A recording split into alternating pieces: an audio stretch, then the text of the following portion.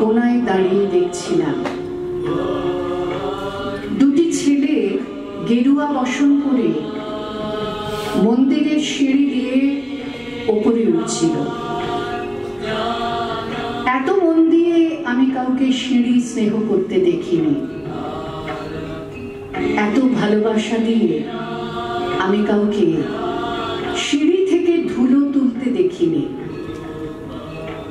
যেন সিঁড়ি নয়, জননীর ত্বক থেকে ধুলো তুলছিল। এভাবে কেউ সিঁড়ি থেকে ধুলো তুলতে পারে এ আমি কোথাও দেখিনি। স্থিতপ্রজ্ঞ মহারাজকে জিজ্ঞাসা করলাম, এই ছেলে দুটিকে? মহারাজ মৃদু হেসে বললেন, একজন নিউক্লিয়ার ফিজিসিস্ট, অন্যজন IBM এর 6 লাখ টাকার চাকরি ছেড়ে এখানে এসেছে, সিঁড়ি ধুতে এসেছে। যে সিঁড়ি দিয়ে মানুষ উপরে ওঠে তা যেন পরিষ্কার হয়। মহারাজ চলে গেছেন। সন্ধ্যা নেমে এসেছে গঙ্গায়। সারা পৃথিবীতে এত সিঁড়ি, সিঁড়িতে সিঁড়িতে এত দাগ, এত ক্রোধ, এত অপমান। আরতি শুরুর আগে মনে হলো, যে সিঁড়ি মুছতে পারে না সে কোনোদিন মানুষের চোখের জল মুছতে পারবে না।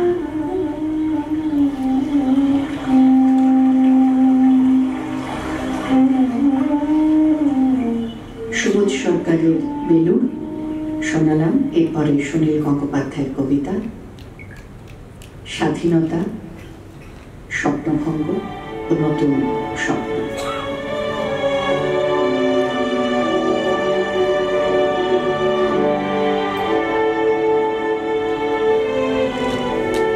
বাবা বলেছিলেন 1947-এর 15ই অগস্ট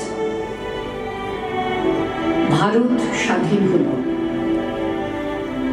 আর আমরা আমাদের দেশ হারালাম। স্পষ্ট মনে পড়ে বাবার অপমানিত মুখ ও ধরা ধরা গলা।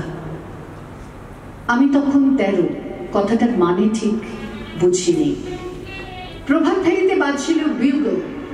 পাশের বস্তির বাচ্চারা কি নিয়ে চেঁচামেচি করছিল কি জানে। মহাত্মা গান্ধী এই শহরেরই কোথাও খাটিয়ায় শুয়ে আছেন। কে যেন বলেছিল তিনি কাঁদছেন খুব। আমার মাও ছলছলে চোখে বলে উঠলেন, চাপা ফুলের গাছটা আমি নিজের হাতে লাগিয়েছি, এবছর সে গাছে ফুল ফুটবে আর আমি দেখতে পাবো না। লাহোর না এলাহাবাদ কোন শহরে যেন হোটেলের ঘরে বসে গরমে ঘামতে ঘামতে রাটক্লিফ নামে এক ইংরেজ কাটাকুটি খেলছেন ভারতের মানচিত্র নিয়ে। তিনি আমার মায়ের চাঁপা ফুল গাছটার কথা কিছুই জানেন না। ঝড়ে উড়ে যাবার মতো এক একটা গ্রাম চলে যাচ্ছে সীমান্তের এপারে ওপারে। কারো রান্নাঘর গিয়ে পড়ল নতুন দেশে, কোনো গেরস্থের গোয়াল ঘর রয়ে গেল পুরনো রাজ্যে। অনেক নদীও দুভাগ হয়ে গেল। লক্ষ লক্ষ মানুষের জীবন তছনছ হয়ে গেল স্বাধীনতার মূল্য দিতে গিয়ে। পাঞ্জাব ও বাংলা, যে দুটো রাজ্যের ছেলেরা জীবন পণ করে সবচেয়ে বেশি লড়াই করেছে দেশের মুক্তির জন্য, সেই দুটো রাজ্যকেই কেটে ফেলে বইয়ে দেওয়া হলো রক্তগঙ্গা। আমার কাকা আন্দামান জেল থেকে ফিরে এলেন 17 বছর পর, যেন রিক ভ্যান উইঙ্কেল। ভেবেছিলেন ফিরে এসেই দেখতে পাবেন পুরনো স্বদেশ।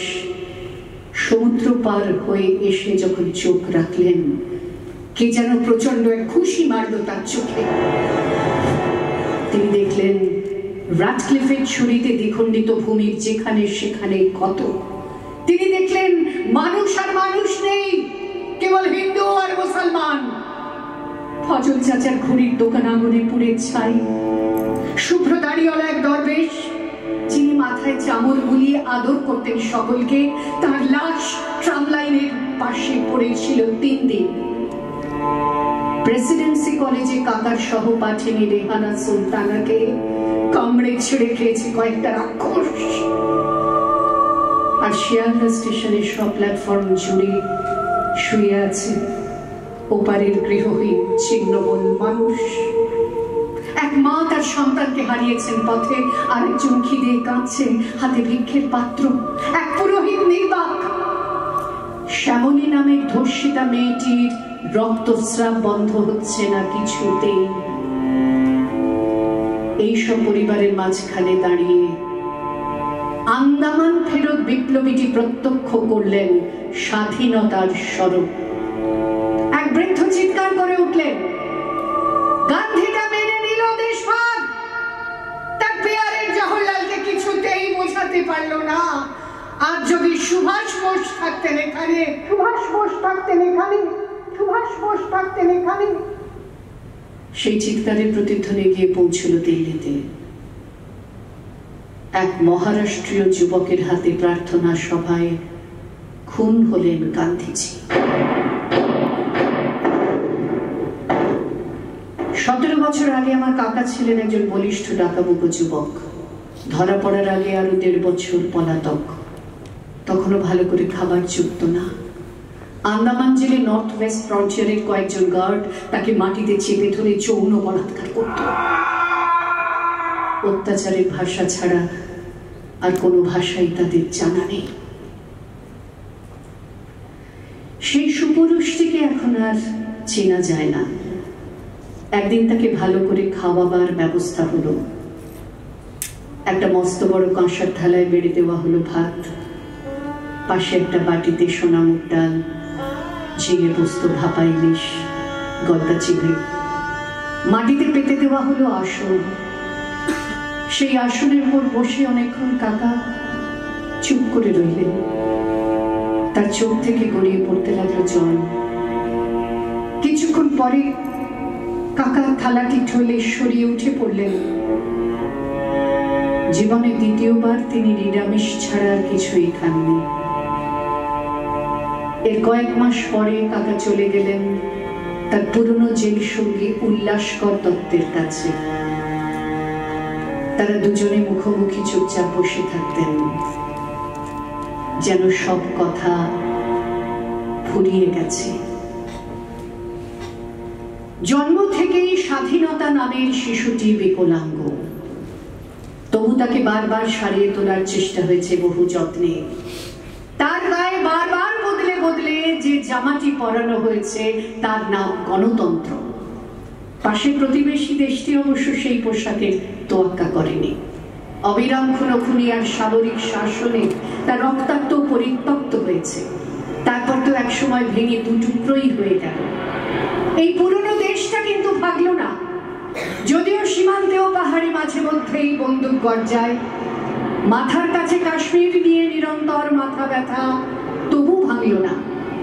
অনেক ফুটো ফাটা ও তাপ্পি মারা হলেও সেই পুরনো আলখাল্লাটা আজও গায়ে ঠিকই জড়ানো আছে।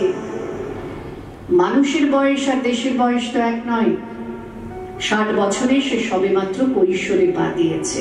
হাত পাগুলো ঠিকঠাক আছে, কথা ফুটেছে মুখে, খাওয়া দাওয়া খেলাধুলো বিশেষ পারে না, কিন্তু গান টান গায়ে ভালো। এরপর তো একদিন চাঁদের দিকে রকেট ছুড়ে দেবে। মৃত্যুর আগে বাবা বারবার বলেছিলেন, আমি বাড়ি যাব, আমাকে একবার বাড়ি নিয়ে চল। আমরা তা পারিনি। বাড়ি মানে তো জন্মস্থান, তা কবে মিলিয়ে গেছে অন্য দেশে। আমার ছেলের কাছে এইসব পুরনো গল্প কথা আর ইতিহাসের কোনো মূল্যই নেই। মানুষ ইতিহাস নিয়ে বাঁচে না, বর্তমান নিয়ে বাঁচে। বাবা কাকারা সব মিলিয়ে গেছেন অতীতে। আমাদের মনে স্মৃতির দুঃখ বিলাস ফিরে আসে মাঝে মাঝে। মাঝে মাঝে স্বপ্ন দেখি সাহেবরা আবার ফিরে আসছে। না, এবার হাতে অস্ত্র নিয়ে নয়, চাকরি চাইতে। একটা আন্তর্জাতিক এলিট স্কুল খোলা হয়েছে হয়েছে আমাদের রাজধানীতে। সেখানকার ছাত্র বিভিন্ন দেশের রাষ্ট্রপতি আর প্রধানমন্ত্রী, তাদের শেখানো হচ্ছে গণতন্ত্র। বিভিন্ন ধর্মগুলোকে বাড়ির মধ্যে বন্দি করে রেখে প্রকাশ্য রাস্তায় সব মানুষই আবার মানুষ হয়েছে।